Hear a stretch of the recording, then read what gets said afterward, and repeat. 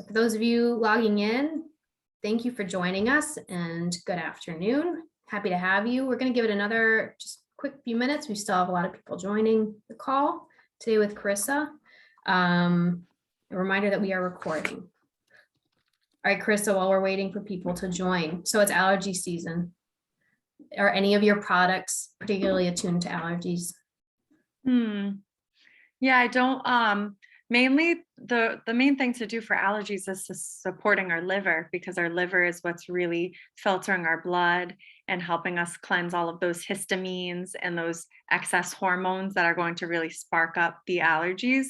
So liver support is the way to go right now. So I do have a tea. Ooh, we just lost you. You're muted. It was me. I'll take the blame. I was trying to admit your lovely fiance and I accidentally. Yeah, I will admit people. Yeah, I'll stop trying because I'm just going to mute Here you. we go. Okay. I've never been a co-host, so I'm seeing things pop up too. Yes. Yeah, nettles, Okay. dandelion, red clover, herbs that are really high in vitamins and minerals will nourish your liver. So that's a really simple way to start with addressing allergies at home. Perfect. Thank you And so local much. honey. And local honey. That made such a difference to me. I had allergies until, I was very faithful with my honey every day in my tea, and it makes a huge difference. It's amazing. It's such medicine. Yep. Yeah, that's why we use all Okay, we can honey. start now because Bernadette Souza's in the house. Bernadette! You're so kind. You're so kind to me. Hey, Carissa. Yay. Oh, all my people are here now. There you go, girl. Here just for you. All right. All right. I have a feeling we're going to have more people join, but why don't we get going, because we have so much to learn. So I just want to begin by saying good afternoon and thank you to those of you here with us today. We're so grateful for your attendance and equally grateful, if not more, for Carissa taking time out of her busy life to kind of shed her herbalist wisdom and share that with us. We're very grateful, Carissa. So just really quickly before we get going, I'll introduce Carissa. Carissa is founder, herbalist, CEO of Town Farm Tonics, locally to the South Coast region. Carissa, what did you say? You're in 70 stores in the greater region now? Yep, Fabulous. of all sizes, Okay, from farm stands to grocery stores. It's wonderful. And on the logistics front, before I turn things over to Carissa, who's going to share again her wisdom with us before we do some Q&A, some reminders that we are recording this event. We will share the recording with you next week on our website, and you're welcome to share that with others as well. Please do remain on mute for the duration of the presentation, just so that we can hopefully enjoy as few disruptions as possible. And I think that's it. Oh, I know. And I think Liz might have just posted about it. If you do have questions, please do put them in the chat log.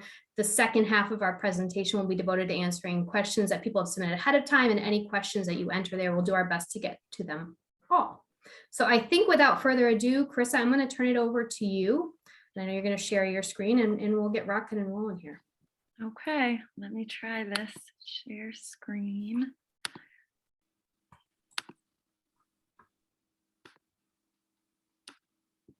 Okay.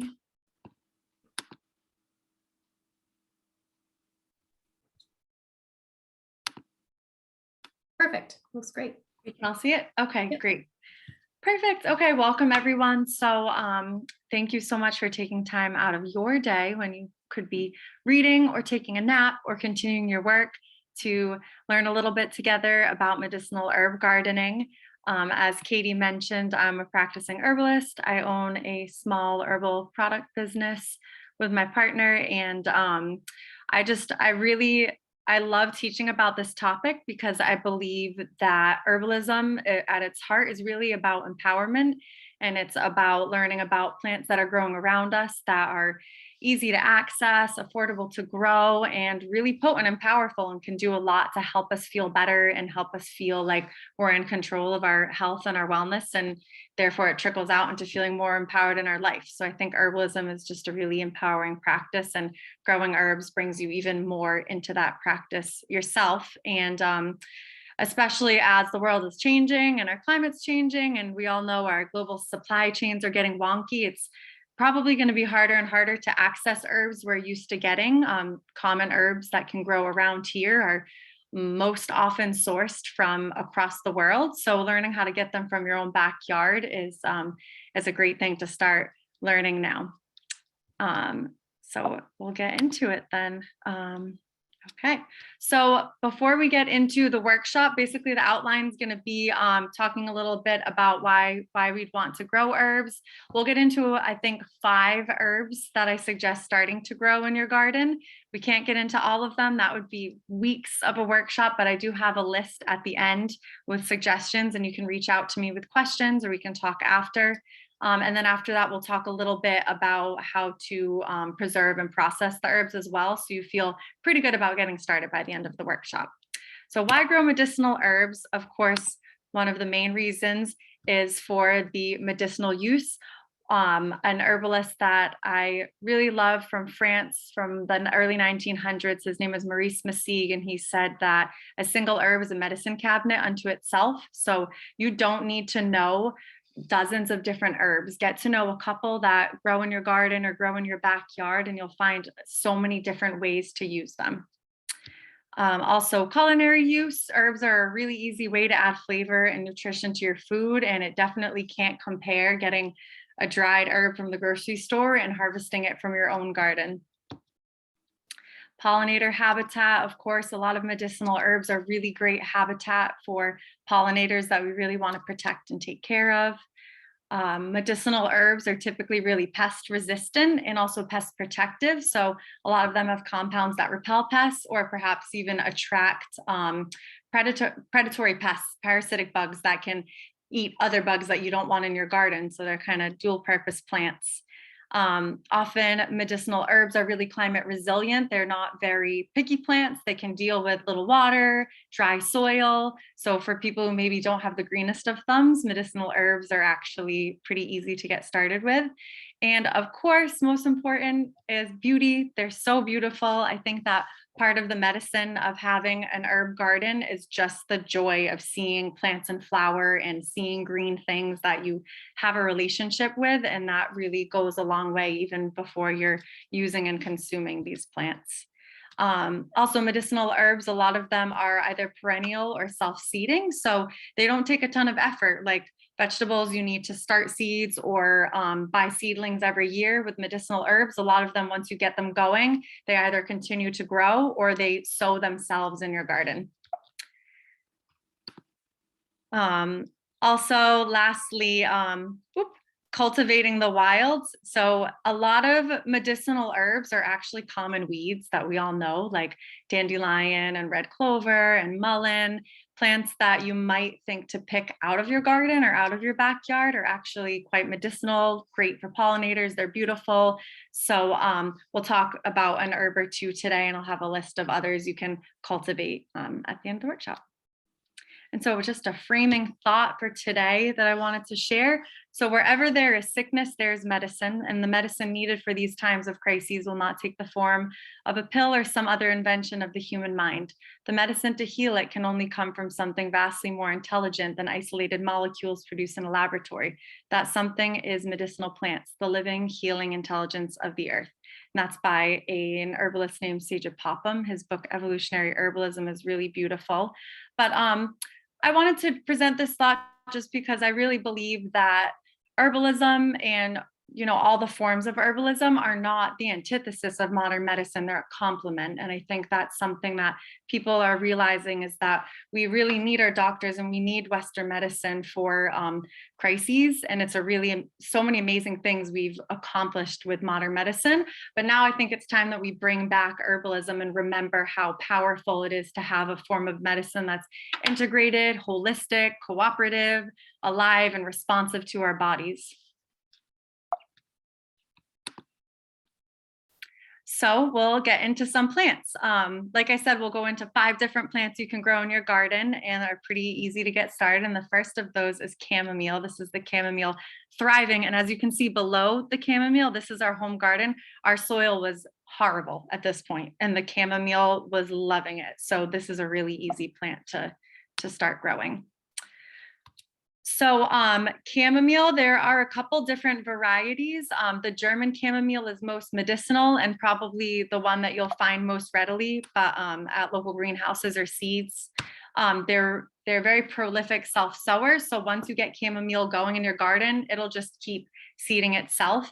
You can direct seed chamomile. They're very tiny little seeds, and you can just tamp them in lightly in the soil in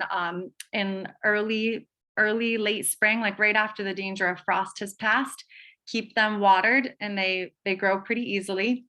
And to harvest chamomile, you're just taking off the top flowers. So you can just go in with your hand and just pop the flowers off really easily. Some people also get a rake, a chamomile rake, if you have a big patch of chamomile. And the great thing about chamomile is the more you harvest it, the more it'll grow. So if you let the chamomile flowers all go to seed, they'll stop growing because, well, they've done their job. They've gone to seed. But if you keep harvesting them all summer, you'll have chamomile for quite a long time. And I'm going to go through this pretty quickly so we can come back if anyone has questions at the end. But some of the reasons you might want to grow chamomile in your garden, well, I can tell you as a practicing herbalist that digestive support and nervous system support are pretty much the 2 main reasons that people come to me looking for help with herbs.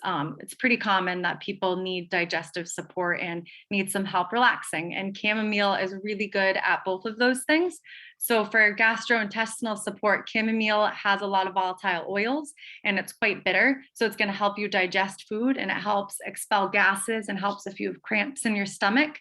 And also as a calming nervine, or a plant that calms your nervous system, it's really great, as we all know, at night. Chamomile is most known for restlessness and insomnia. So if you're someone who at night has a hard time really settling down and transitioning from your day to your night routine, a cup of chamomile tea is a great way to go. And ways to actually use the chamomile would be as an infusion or as a tea. So you could harvest those fresh flowers and steep them right in hot water. You could also dry them and save them for tea later on. Or you could make a glycerite. And I know someone had a question about extractions later, so we can get more into that. But glycerite is essentially taking glycerin and infusing the flowers in that glycerin. And then you have an extract that you can use at like squirts of any time of the day. Next plant that I highly suggest growing in your garden is yarrow. Yarrow happens to be a wildflower around where we live. So you can find yarrow all over the place, especially in fields. You can easily start the seeds yourself of yarrow. I highly recommend just going to a local nursery, like Peckham's Greenhouse definitely has yarrow. Ivory Silo is a farm in Westport. They'll be selling yarrow soon.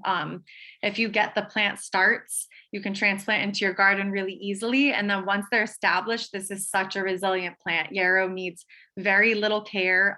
The roots are very shallow and mat-like, so they outcompete weeds really easily, and they expand very easily. Their roots spread out and they'll send up more flowers every year.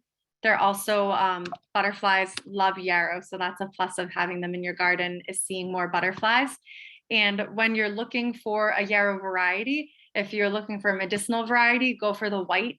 There are hybrid yarrows that are all different colors and they're beautiful, but they won't have the same medicinal compounds as the white heirloom yarrow. And one note of caution, if you're looking for yarrow in the wild, because it is a common weed, beware of lookalikes with yarrow.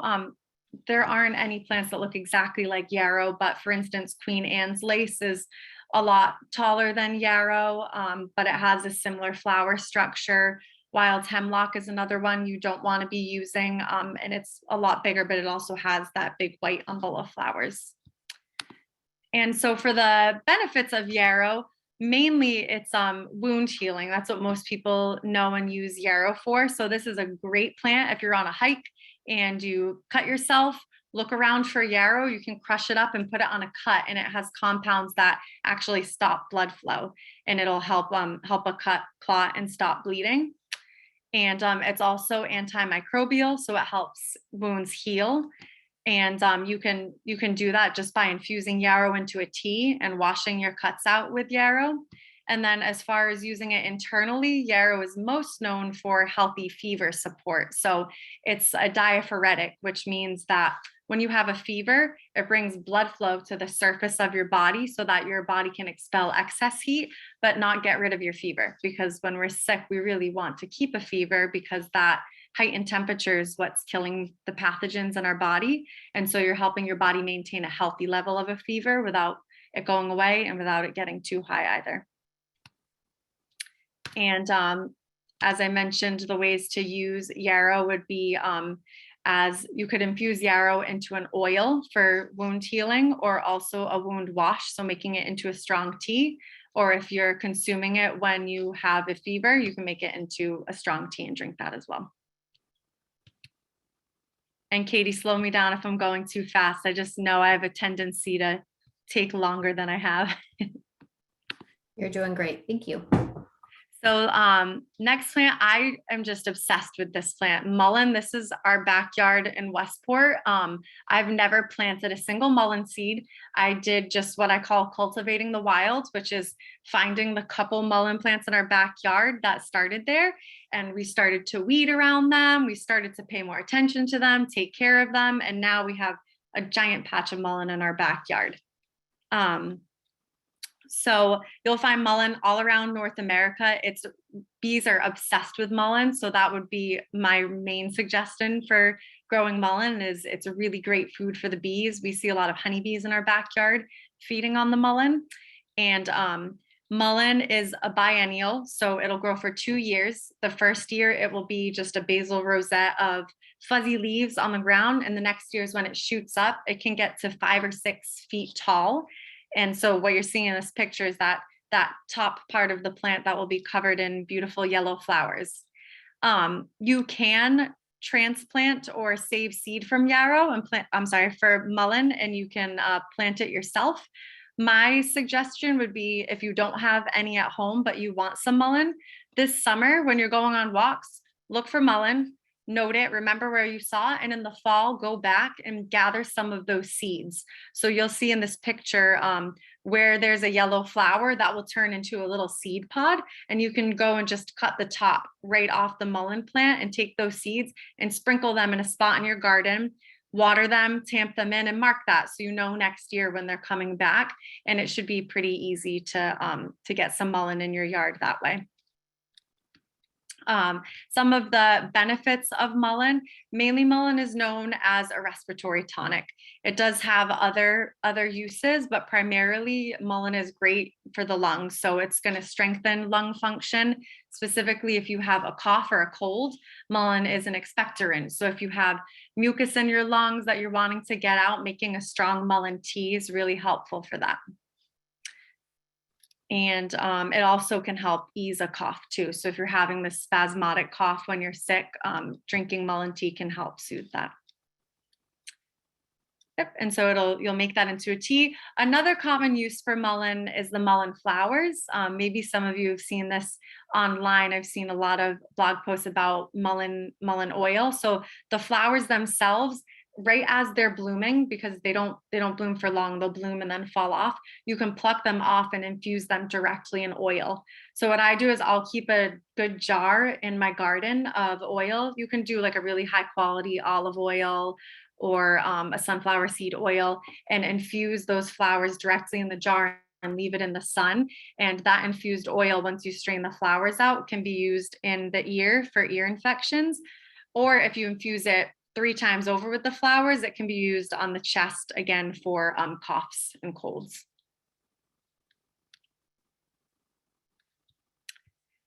Second to last plant that everyone's probably super familiar with, and I love medicinally, is rosemary.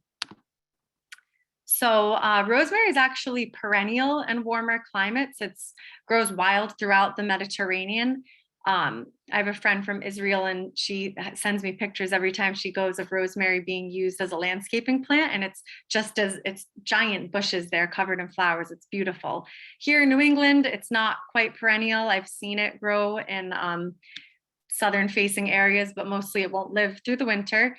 But it's really easy to grow. So if you have either a rosemary plant indoors or know someone with a rosemary plant, you can cut a piece of it and you can propagate it just by putting it in water and getting it to grow roots. And you can also easily start the seed yourself. The seeds do take a long time to germinate, though. They can take several weeks. So my main suggestion with rosemary is just to find a really good greenhouse and get a little seedling of it and plant it in your garden that way. And to harvest rosemary, you'll want to harvest it above the woody stem. So at the base of rosemary, it'll be really dense because, like I said, it can turn into a perennial and warmer climate. So it starts to get almost like a bush or a small tree. So cut the top where the stem is softer and the leaves are more green and bright. And what I love rosemary for is actually as a circulatory stimulant. So this is not commonly known, but rosemary is really great for our circulatory system. It brings blood flow to the brain as well. So if the afternoon comes and you're looking for a cup of coffee and want something else as a pick-me-up, try a cup of rosemary tea with a little bit of honey. It tastes delicious. It has like a really piney flavor, and it actually is really awakening. And on that same note, as a circulatory stimulant, that means it's also supportive for our cardiovascular system. So you could be putting rosemary in tea, but also using rosemary in your cooking and soups, and stews. Getting rosemary in is also going to give you those same benefits.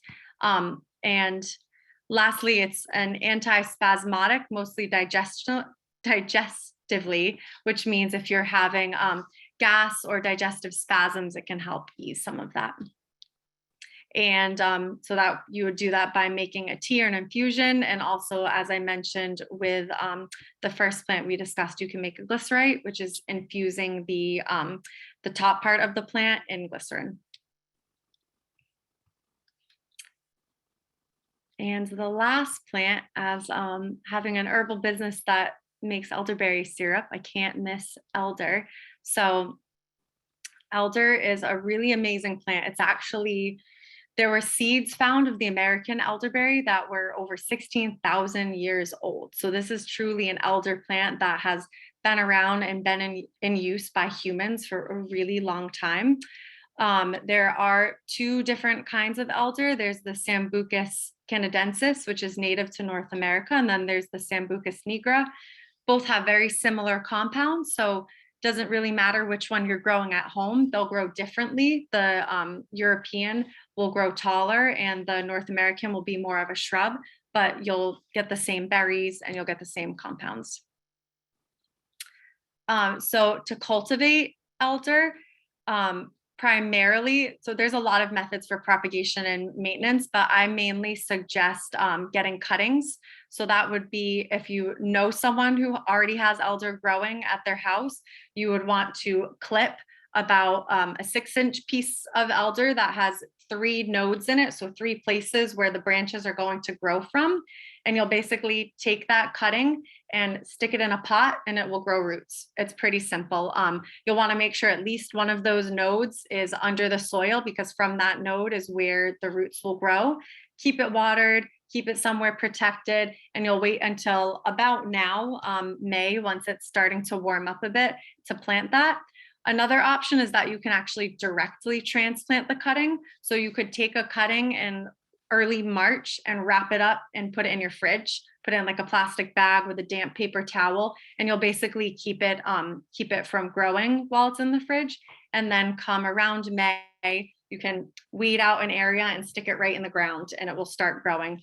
The only hard part about that is you'll really want to be on top of weeding, because elder has really shallow roots. And so it can be taken over by grasses when it's really young. Once it gets bigger though, it has a big canopy and it'll be pretty healthy.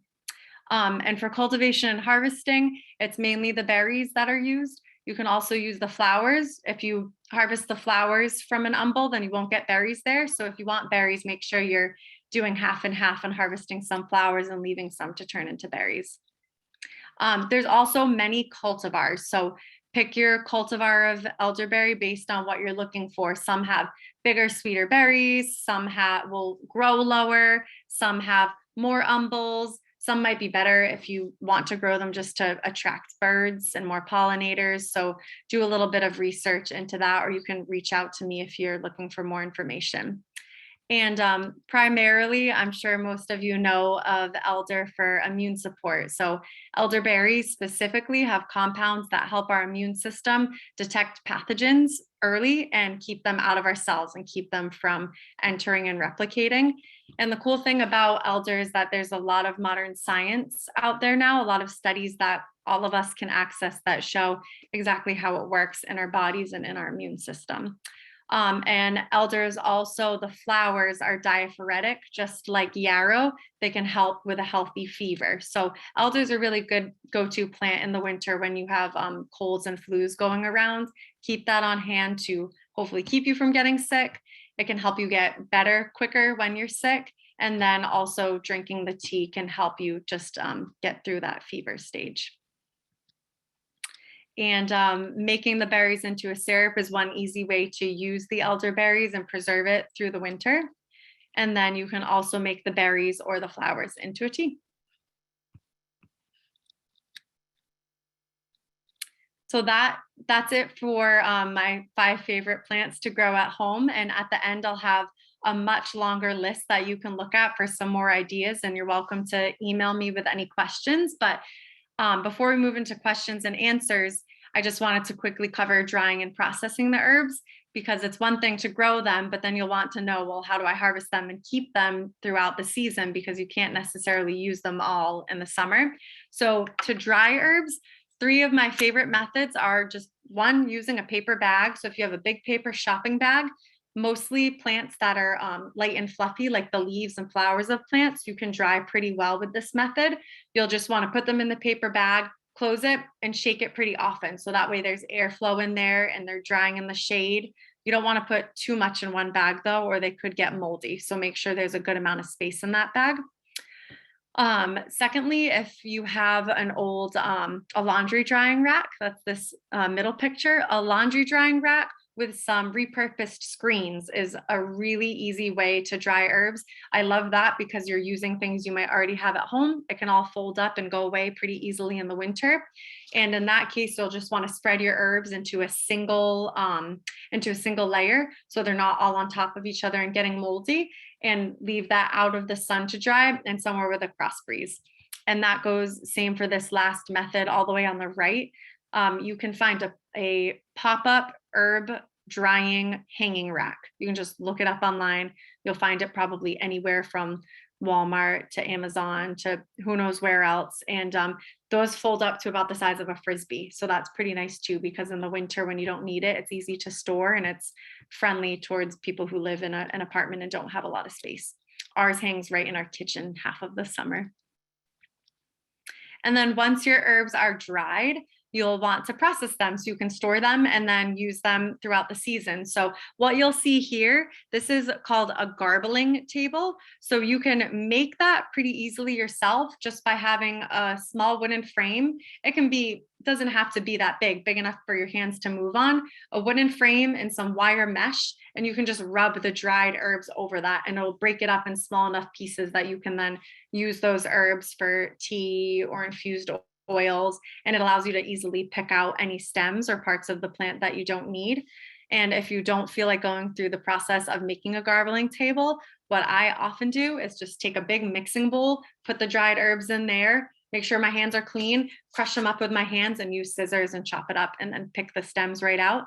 And then you'll want to store your herbs out of direct sunlight and in an airtight container, because it's sun and air that can really destroy the nutrition and the flavor of herbs. And if your herbs still smell and taste good in the winter, that's the main way you know they're still good and have medicinal compounds. And that is mainly it. So here's a long list if you want to screenshot that of a bunch of different herbs I highly suggest growing at home that take pretty little effort. There's a lot of different ways to use them. They're beautiful. And I highly suggest talking to your friends and making a plan with them and saying, I'll grow these 2 herbs, you grow those 2 herbs, and then you can start trading and swapping seedlings as they grow back every year, or saving seed and sharing with one another. And then you're bound to get healthier plants that are more resilient and more suited to our environment. And then you're also saving money, which I think is a really important part of taking herbalism back into our hands, is making it accessible and feasible for all of us.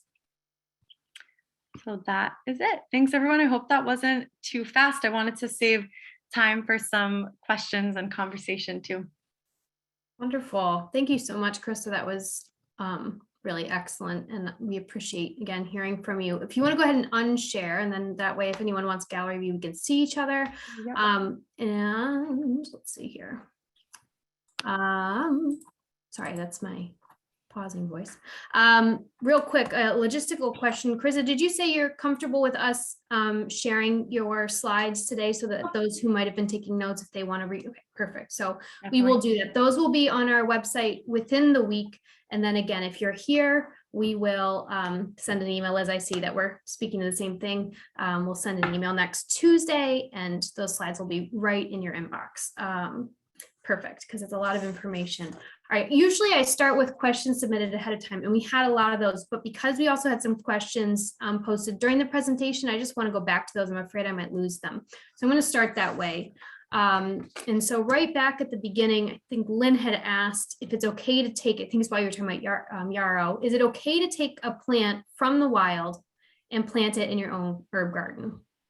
That's a great question. So first thing to think about is, well, yes, people have been doing that for a long time, but before you just go and either harvest from the wild or transplant into your garden, just make sure you're doing a little research or asking around to get a sense of the state of that plant, because there are a lot of medicinal plants that are endangered. So for instance, lady slipper is one that indigenous people used to use pretty often for the women's reproductive system.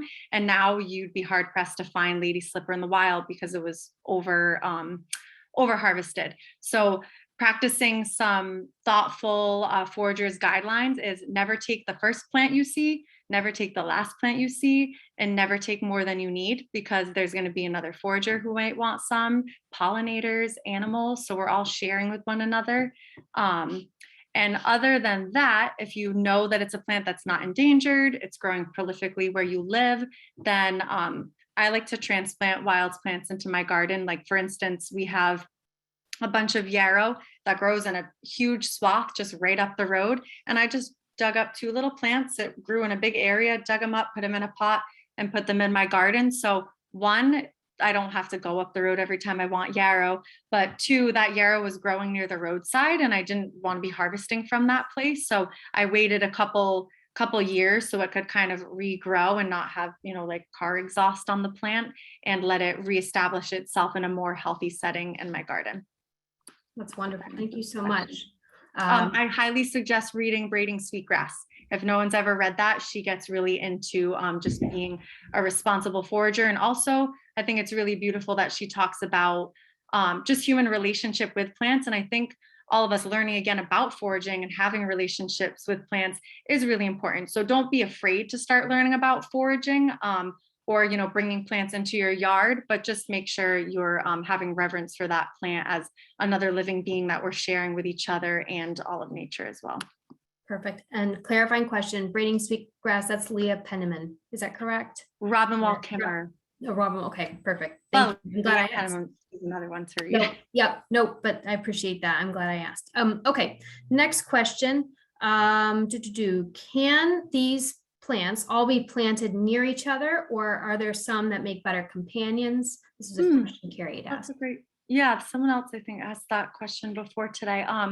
So a good way to think about companion plants is essentially plants that share a similar environment. So if you have one patch of 4x8 garden that is all in the same environment, it's full sun, maybe has sandy soil and good drainage, we'll find plants that are suited to that environment, and they'll all probably be pretty happy there.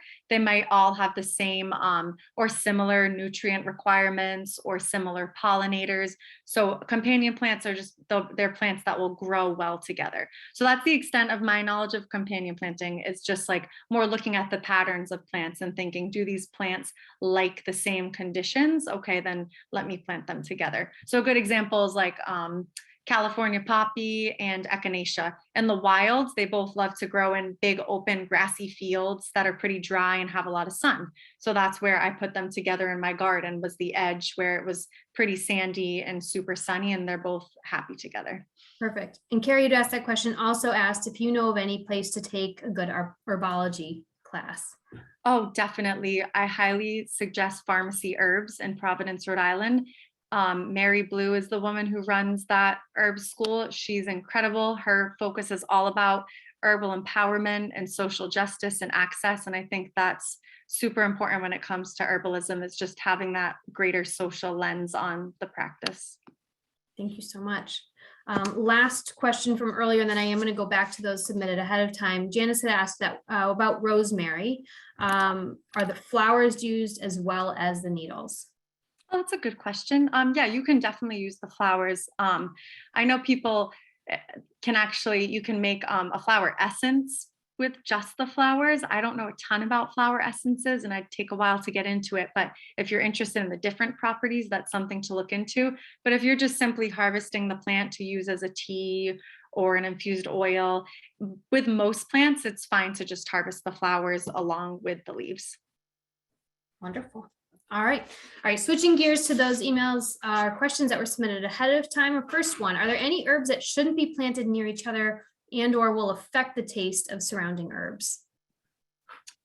I've never experienced that. I have heard that perhaps garlic, because it's such a pungent herb, it can change the flavor in the soil, and even those, oh gosh, what do you call it? The top of the garlic.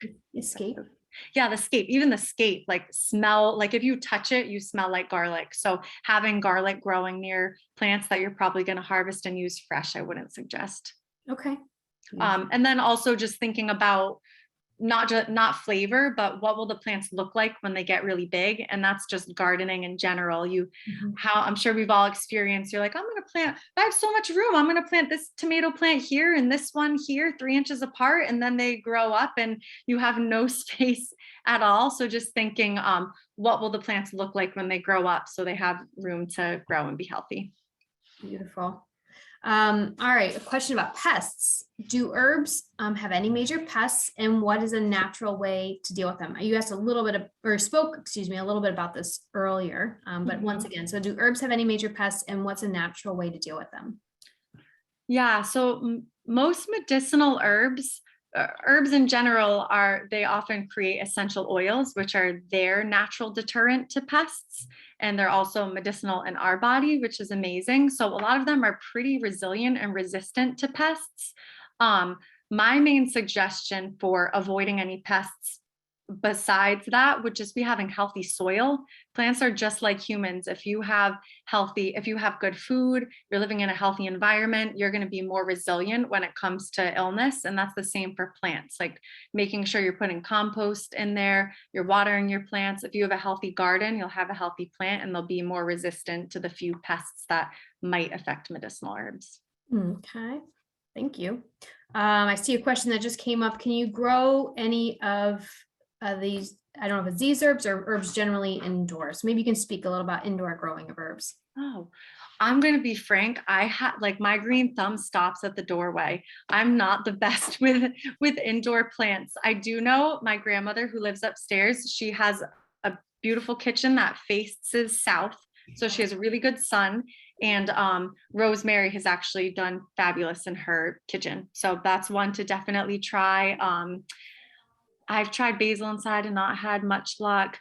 I know a lot of them do well in pots, like on a porch or in a sunny place. Just in general, make sure that plants are watered well when they're in pots. I think that's my problem, is once it gets nice out, I'm outside too much and I forget to water my inside plants. It's a good problem to have spent so much time outside. All right, you spoke a little bit about this actually before we even got going, which is about kind of the one you spoke about in your presentation too, about the organs affecting or affected by, excuse me, different herbs. One of the questions that was submitted early was which specific herbs help our bodies to reduce and eliminate our toxic load, including cholesterol, that most of us have accumulated over a lifetime. Mhm. Yeah, so when I hear that question, what I'm thinking is what systems of our bodies are responsible for eliminating toxins, and let's support those systems. And that's really like a good pattern to get into when we're thinking of herbs. Herbs aren't like pharmaceuticals where it's, well, this herb does this and that herb does that. Herbs really work more holistically and systemically. So if you're wanting to support detoxification, then we'll want to be supporting the organs that do that, which is mainly our liver. That's a huge one because our liver is filtering every ounce of blood in our body and denaturing harmful compounds that are in there that we don't want anymore, or keeping a balance of hormones. So supporting our liver. Bitter herbs that grow, especially in the spring, typically support the liver. So dandelion, red clover, those are two big ones that grow. Milk thistle is a really bitter seed. That's really good for the liver. And then what was the second part of that question? You got it. It's just, it asks specifically about cholesterol, but it generally thinking about well, with cholesterol too. So what we're thinking about there is our circulatory system. Excess cholesterol builds up in arteries. So then you'll want to think about, well, what herbs support a healthy circulatory system and healthy circulation? So garlic is really good at that. Oats and oat tops, cayenne. So think about that, like as you're going forward and trying to put the pieces yourself, like what systems are you thinking about? And even if you're doing your own research, you'll have a lot more luck finding reliable information if you're thinking about herbs more from a systemic perspective than what herb does what thing. I'm going to pause for a second from my list of questions because I do just want to think about too what you offer as an entrepreneur. Correct me if I'm wrong, but I think I recall that you have an assortment of teas and you've kind of mixed them for different purposes like we're talking about. Is that accurate? Mm-hmm.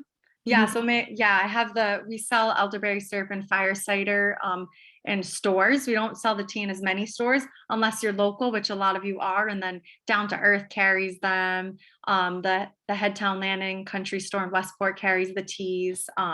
And we have 7 different tea blends that each have a name that tell you what the herbs are good for. So Revive has teas that support your circulatory system, so that'll wake you up. Nourish has high vitamin and mineral teas, so high vitamin and mineral herbs, so it's nourishing our liver and our adrenal glands. So it could even be a learning tool if you go on the website and look at our teas and think, okay, what is this tea good for? And then you can get an idea of what systems those herbs support. Okay, wonderful. So, and again, those teas are for sale right now on your website also, right? Okay. Oh, yep. Tonics.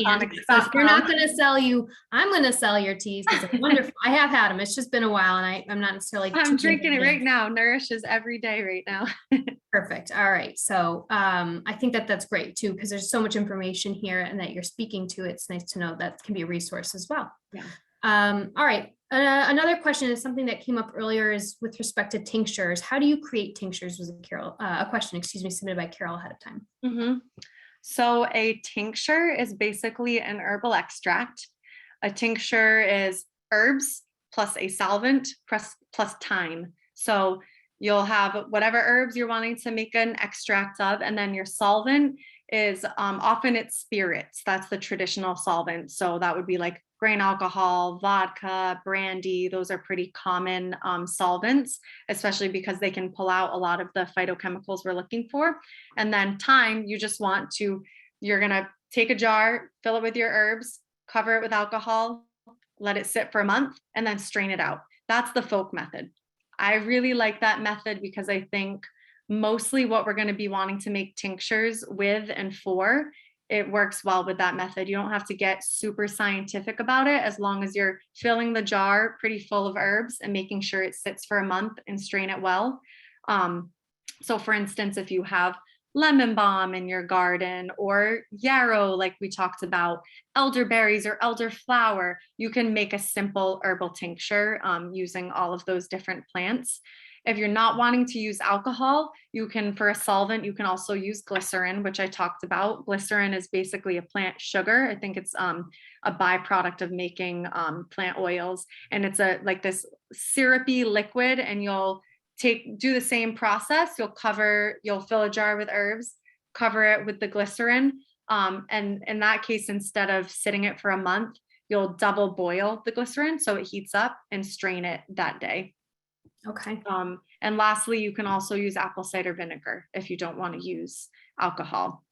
The only thing that you can either reach out to me or do a little bit more research or education on is certain solvents will extract certain compounds. So if you're trying to get a little bit more into herbalism and figuring out what compounds you want in the plants, then you'll start to want to think about, well, will alcohol get this compound out, or will apple cider vinegar do the trick? But most of the common gentle herbs you'll be growing in your garden, you'll be able to get most of what you want using vinegar or alcohol.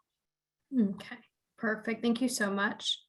Another question in the chat box, and I'll come back to my list here so that I don't lose it. Megan asked or said they have a garden and the bunnies are loving consuming their garden. Are there any herbs on the list you provided that are less rabbit friendly? Less rabbit friendly. Okay, let me think. So I have a similar problem. I have a voracious groundhog. I've just raised my white flag, and anything that he loves, I either don't plant anymore or I plant it for him. And that's that, because fighting off creatures is hard. Plants that I've noticed the bunnies and groundhogs don't really care for: yarrow, they never go after; lavender, rosemary, lemon balm, bee balm, St. John's wort, peppermint, thyme. All of those plants I've never had a problem with. The plants that the bunnies and groundhogs seem to like are the plants that are like juicier, especially when they're little. So calendula, they love; marshmallow, they love it. Angelica is a beautiful plant, both for the flowers and medicine. They eat the heck out of it. So I'd suggest when they're little, what I've been doing, my lazy solution has been at night, I put a 5-gallon bucket over the plants I don't want them to eat. And in the morning I take it off, and that's been working pretty well. And hopefully by the time they're big, the creatures won't be able to get to it anymore. Mm-hmm. I love you so much. So much learning, so much you've observed. I love it. Okay, back to my list. How does one know what herbs they're sensitive or allergic to? I'm presuming we don't want to find out the hard way, but maybe we're open to finding out the hard way. I don't know. Yeah, well, so one thing I would suggest is, if you have any concern that you do typically have allergies or sensitivities, just work with one herb at a time. A lot of different herbal teas and tinctures, including things that I make, have many herbs in them. And a lot of times you don't need all of the herbs. Often one herb can do the trick. And there's actually a lot of herbalists who really believe in using simples, which is one herb at a time. And that's a good way to figure out if you're either allergic to something, or it might even be that you're sensitive to something, which isn't necessarily a bad thing. It might mean you only need a small amount to do the trick. So, 1 cup of hops tea might put me to sleep, but Katie might need 3 cups of hops tea because I'm more sensitive to it. So using one thing at a time and starting in a very small dose. Secondly, if you're concerned about a serious allergy, just do a little research into plant families, because if you know you're allergic to one certain plant, well, check out what family that plant is part of, and then make sure you know all the other plants that are in that family. So for instance, the aster family, a lot of people have allergies to plants in that family, and there are a lot of plants in that family. So chamomile is one, it's part of that family. So just kind of look into that, so you know the patterns. Beautiful. Thank you so much, Carissa.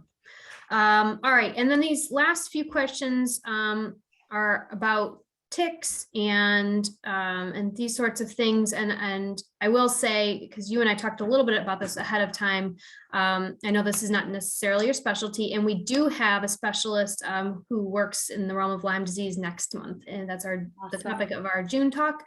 So I guess, I'll ask the question, but again, I'll say that as well. For those who might be concerned about Lyme or affected by Lyme, next month, we will have Dr. Hart from Biologics back to speak about other aspects of Lyme and caring for those who are affected by Lyme disease. All right, but the question Elaine had asked ahead of time is about repelling ticks. Is there an herb that might be applied directly to the skin or clothing to help repel ticks?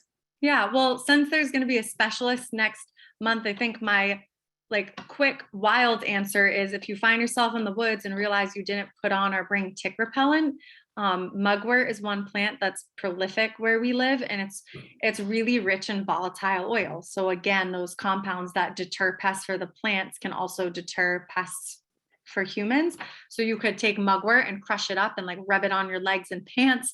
You could rub the stalks and stick it in your shoes if you need to, because you can get those essential oils on your clothes and it can help a little bit. And any other plants that are really rich in volatile oils like lavender, rosemary, mint family plants, they can help.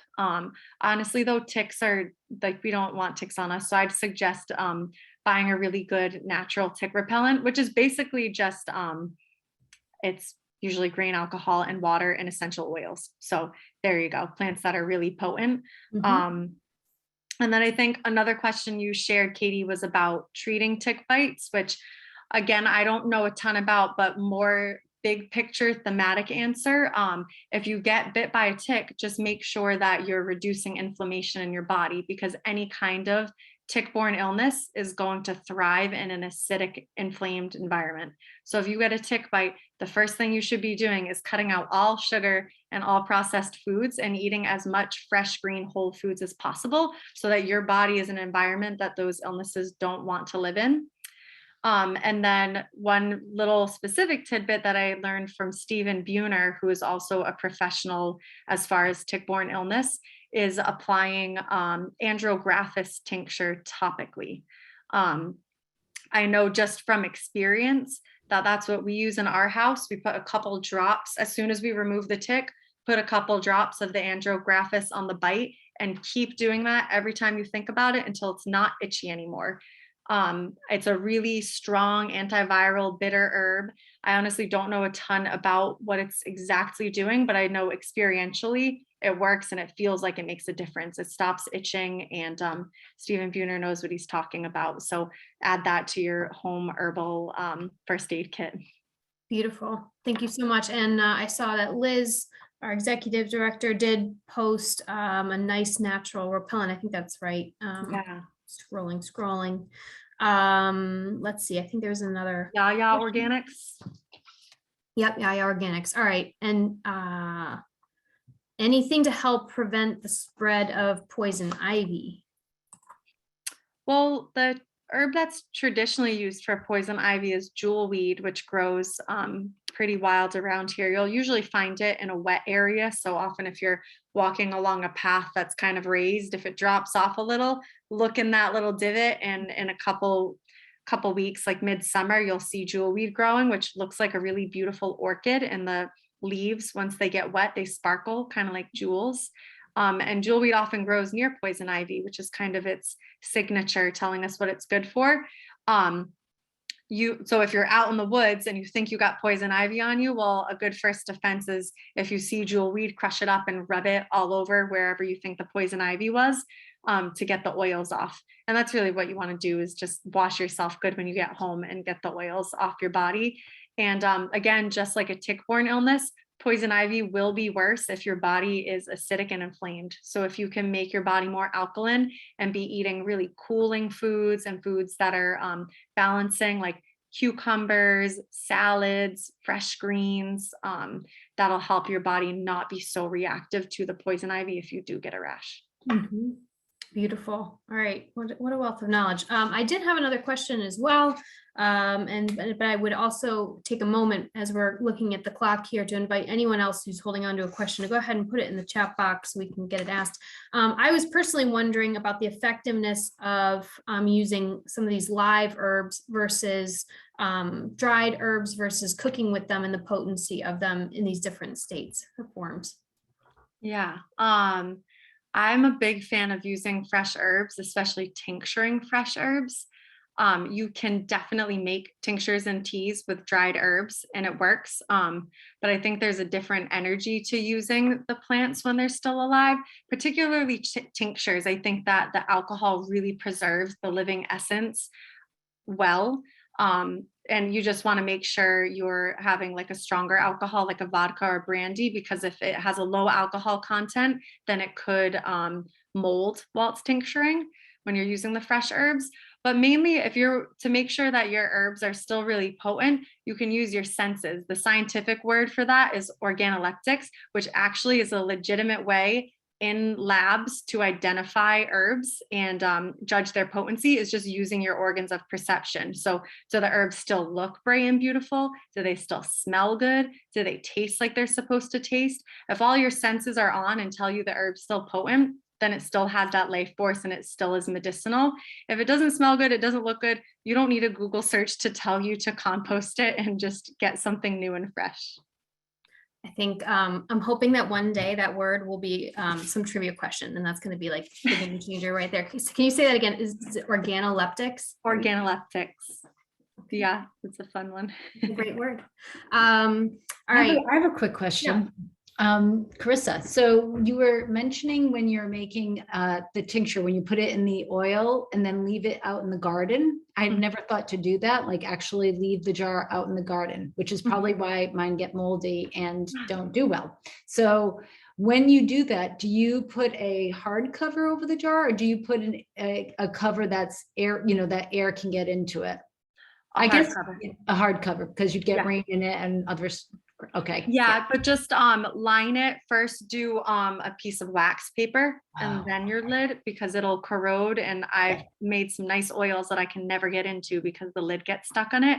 And I wouldn't leave it for more than a month. Usually like 1 moon cycle is the old folk way of doing it. But a couple weeks will be plenty. Keep an eye on it that it's not getting moldy, but infused oils are really fun to make with fresh herbs like lavender, rosemary, sage, plants that smell really good. And then you can just leave them in the sun. You can leave them out there when it rains, just leave them for a month, strain it, and then you have a nice oil for your body. You could even make a cooking oil like that.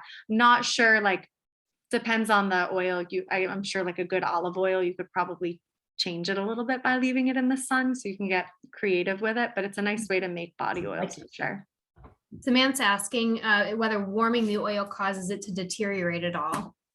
I'm sure certain oils would deteriorate being in the sun. So that's why I'm saying, like, if you're using this beautiful organic olive oil and leaving it in the sun for a month with herbs in it, it could probably change the olive oil. So I would suggest using oils that either use an oil that doesn't have a strong smell to it and it's just used topically, or maybe use an oil that comes from a hot place and can stand strong sun, like jojoba oil is a really good one to put in the sun, or coconut oil. Those oils come from hot places and they can handle the heat.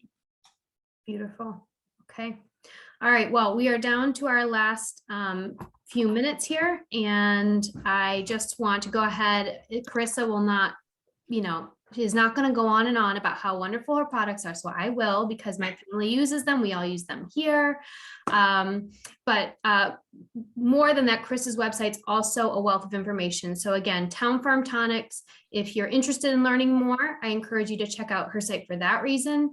She also is a very inspired person. And so there's some lovely tidbits on there that you may not expect to find, some poetry and things like this. But again, you can explore that site for more learning. And in addition, again, she has her elderberry syrup and her fire cider, which are staples in our household and help get us through the different months and seasons, mostly allergy free. In addition, she has her teas, which you can check out again for learning, but also for consumption. They're there for purchase. And I do love following her on Instagram. I know she's all over social. She's got a great social presence, but it's also a highlight of my day because there's always something beautiful to look at or inspired to be thinking about. So, Carissa, we're very grateful for you to have given your time today and your expertise and your sharing your beautiful wisdom with us. Lastly, again, if you're interested in learning more about Lyme disease, something we talked a little about today, please consider joining us next time and inviting those in your communities to join us to learn more and to talk about that. I know it's something that many are affected by in this region. And certainly it's always great to kind of learn how to combat it. And I know, Chris, you did a beautiful job speaking to some of that today, and, you know, speaking to the way in which our nature can help us relieve some of these conditions, as, you know, we're learning how to kind of better harmonize our bodies with the world around us. So again, we're very grateful, and thank you all for joining us. It's lovely to have your company. Thank you everyone so much for your time and your presence. It was really, I'm so glad I did this, and thank you, Marian Institute, for inviting me. It was an honor to present today. It's wonderful. Thanks, Carissa. We love you. Yep. All right, everyone, have a wonderful rest of your day, and we hope to see you soon. Bye now.